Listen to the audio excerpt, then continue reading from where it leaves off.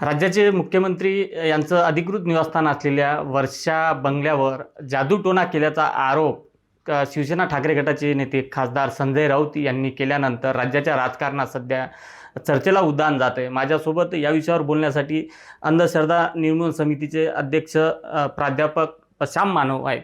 Sir, Sanjay Raut यांनी केलेल्या विधानाकडे तुम्ही कसं बघता आणि काय सांगाल? आपल्या राज्यामध्ये जादूटोणा विरोधी कायदा झालेला आहे।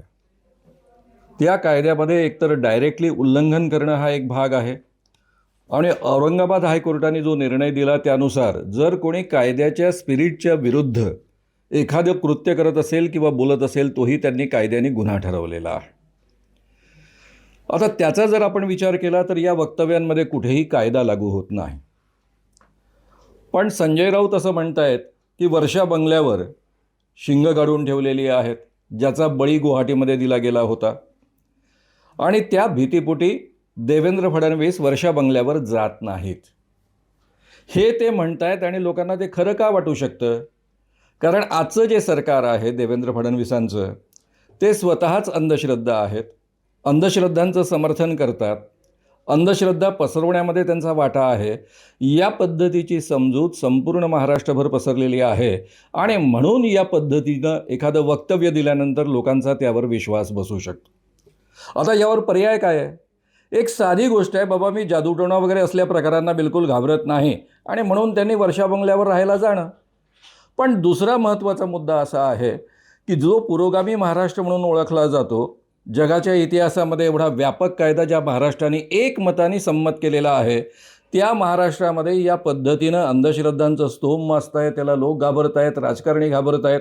या पद्धतीचं वातावरण निर्माण होणं हे अतिशय चुकीचं आहे, वाईट आहे। याची काळजी राज्यकर्त्यांनी घेतली पाहिजे आणि लोकांमधली हिंमत वाढवण्याकरता देवेंद्र फडणवीसांनी मुद्दाम वर्षा बंगल्यावर राहायला जायला पाहिजे।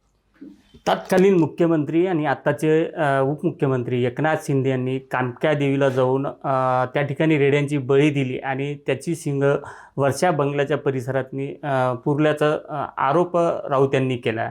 खरं तर अंधश्रद्धा निर्मूलन कायद्याअंतर्गत गुन्हा ठरतोय।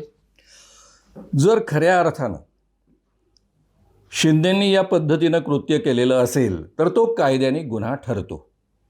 म्हणजे उद्या जर त्या ठिकाणी खोदून पाहिलं आणि या पद्धतीची शिंग मिळाली आणि ती कदाचित बळी दिलेल्या एखाद्या जनावराची असतील, या कायद्यामध्ये दोन भाग आहे। पहिलं 6वं कलम असं आहे की एखादी व्यक्ती करणी करते, जादूटोणा करते या पद्धतीचा आरोप करणं इटसेल्फ कायद्याने गुन्हा आहे। याच अनुसूचीमधल्या 8व्या कलमामध्ये एखाद्या कृतीमुळं इतरांच्या मनामध्ये भीती निर्माण करत असेल, दहशत निर्माण करत असेल तर तो कायद्याने गुन्हा आहे। कारण आपल्या समाजामध्ये या पद्धतीनं जादूटोण्याला घाबरणारी अनेक माणसं आहेत आणि जर एकनाथ शिंदे यांनी त्या ठिकाणी शिंग लपवून ठेवली आणि त्यामुळे आजूबाजूच्या परिसरामध्ये गाडून ठेवली आणि त्यामुळे आजूबाजूच्या परिसरामध्ये जर भीती पसरत असेल आणि मुख्यमंत्री देवेंद्र फडणवीस यांच्या मनामध्ये भीती पसरत असेल तर तो कायद्याने गुन्हा आहे। एकनाथ शिंदे यांच्यावर रीतसर खटला दाखल होऊ शकतो आणि हे जर सिद्ध झालं तर सरळ 6 महिन्यांपासून तर 7 वर्षांपर्यंत त्यांना कारावासाची शिक्षा होऊ शकते। इतका क्लिअर कट हा कायदा आहे। नक्कीच गेल्या 2-3 दिवसांपासून संजय राऊत यांनी आरोप केल्यानंतर राज्याच्या राजकारणात मोठी सध्या खळबळ उडालेली आहे, त्यामुळे हा विषय चर्चेला जातोय। संजय राठोड, साम टीव्ही न्यूज, यवतमाळ।